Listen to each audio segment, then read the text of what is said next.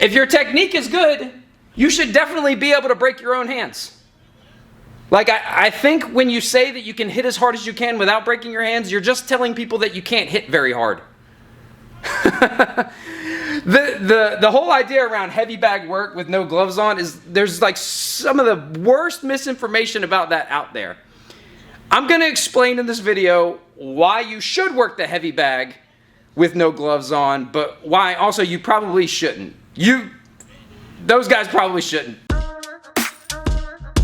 You may recall that 2 years ago I made a video about bare knuckle training on the heavy bag, and in that video I basically described Wolff's Law. I just never said Wolff's Law. The vast majority of comments that were somehow an argument or rebuttal to that video were just saying, yeah, you're wrong, what about Wolff's Law? Let me explain real quick what Wolff's Law says. Wolff's Law is not even really that complicated. It works the same way your muscles work. If you place the bones under load or under stress, they will adapt to those stresses. That's the same way lifting weights works. If I hit, then my bones will say, oh, I'm supposed to get stronger, and they'll get stronger. That's true, and there's a lot more that goes into it, like, you know, causing thousands of little microfractures across the surface of your bone makes them harder and denser. So we should hit a heavy bag to make our bones harder and more denser. You know, the harder we hit, the harder we can hit, right? No, wrong.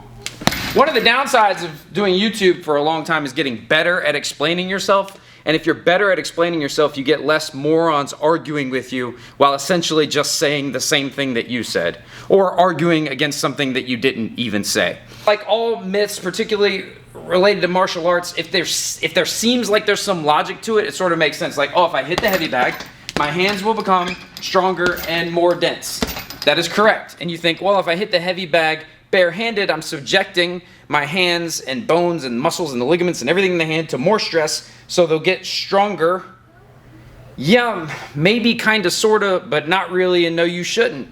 Thinking that you should hit the bag bare knuckle to introduce more stress than, say, in wraps and gloves, because in wraps and gloves, your hand is safer, is akin to saying that when you lift weights, you should do it with like a round back so that you can like put more stress on your back to make it stronger. You want to lift in the safest way possible, so you want to hit the bag for developing power and developing bone density in the safest way possible. I hit the heavy bag most of the time in wraps and gloves, and I even use these little things, these little sissy knuckle pads, which people be like, oh, of course your hands are really soft and brittle. Well, knock on wood, I've never broke my hands, and I have knocked people unconscious. And I'm not trying to speak as some authority on the subject, but none of this stuff is really that up for debate. Now, where it gets murky is that there will be people like subject matter experts and professionals who will advocate for other things. They'll advocate for, you know, Makiwara training, or hitting ice, or punching gravel. Some of the people saying these things are highly experienced subject matter experts. And some of the people saying these things are just dorks who don't know anything. You're probably not the former, and let's hope you're not the latter. You have to look at it from the perspective of how much training time are you doing. If martial arts is your life and this is all you do, you could definitely spend 10, 15, 20, maybe even 30 minutes a day on conditioning your body some kind of way. You could easily make a case for that. But if you're a hobbyist, if you're just training a couple times a week for just general martial arts knowledge or self-defense or whatever, it's a matter of balancing like risk versus reward. And what do I mean by risk versus reward?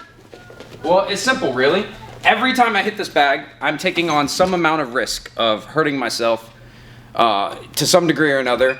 And every time I hit this bag, I'm either developing power, developing technique, or building my bone density or the strength and resilience in the ligaments and muscles in my hands, or I'm developing something. So there's risk versus reward. Hitting stuff barehanded does have some rewards. I'm going to explain the reasons why I think you should hit the bag barehanded and what you get out of that. But if I want to develop bone density and I want to develop power, I want to be able to hit as hard as I possibly can. If I want to do that safely, I do that in wraps and gloves. I hit the bag as hard as I can in wraps and gloves if I want to develop power and develop bone density. Now you can get a little confused here because we can develop lots of things while working the heavy bag. We can develop range, and we can develop timing and rhythm and putting combinations together while developing power. Generally, the people that advocate for unsafe training practices say like, oh, make it more realistic, don't really understand how training works.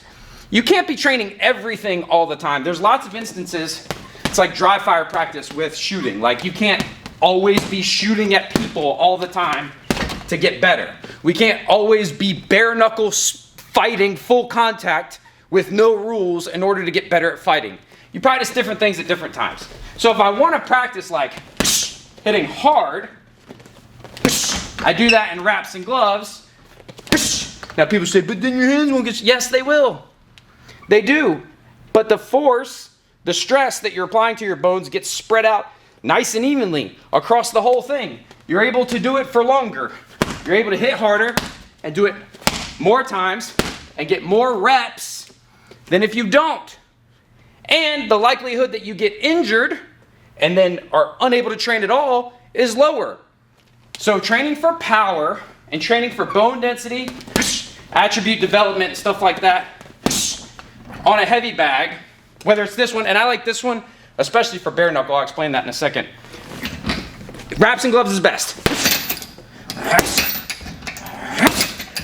Wraps and gloves are best for that. But what about bare knuckle training? Because that's what we're here for. Yes. So bare knuckle training on the bag is important, but it's not to develop those attributes, it's to test them. What do I mean? That's why I like to use this bag.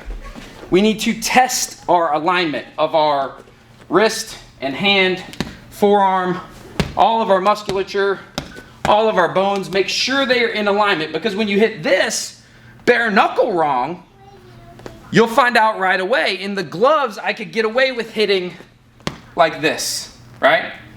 The gloves sort of like smooth over all the errors in my form and technique.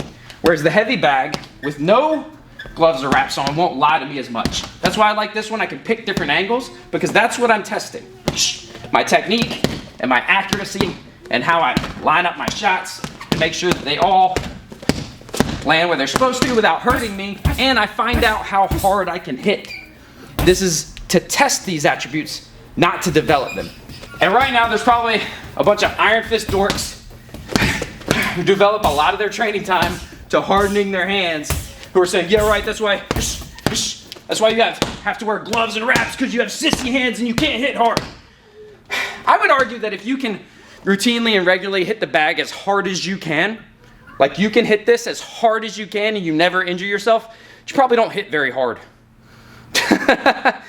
My ability to generate force is actually greater than my body's ability to withstand that force. If I were to hit a hard surface as hard as I could, I would break my hands. I think that should be true for everyone that understands how to generate real power.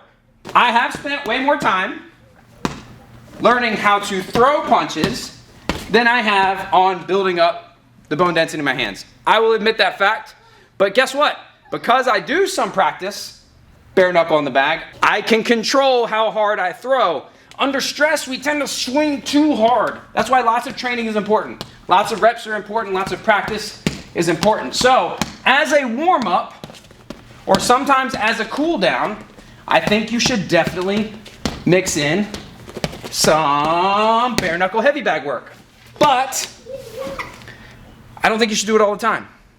I don't think you should do it for the purposes of developing bone density. I think there's way higher yield uses of your training time.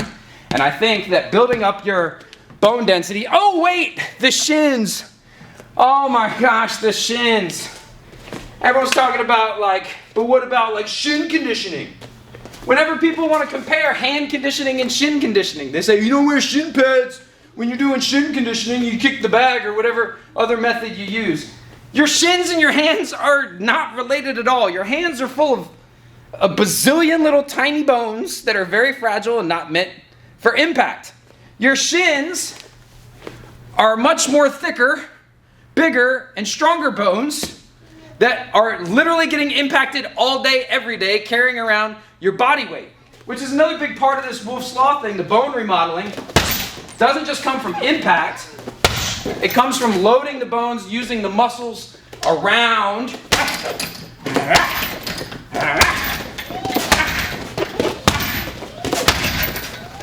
Using the muscles around those bones. So even lifting weights, like carrying weights in your hands, or if we were doing, knuckle push-ups, which is like the douchiest of push-up variations, like this, loading your weight into your knuckles and doing your push-ups like that, increases bone density evenly and safely. But generally, this is not a high yield use of your time.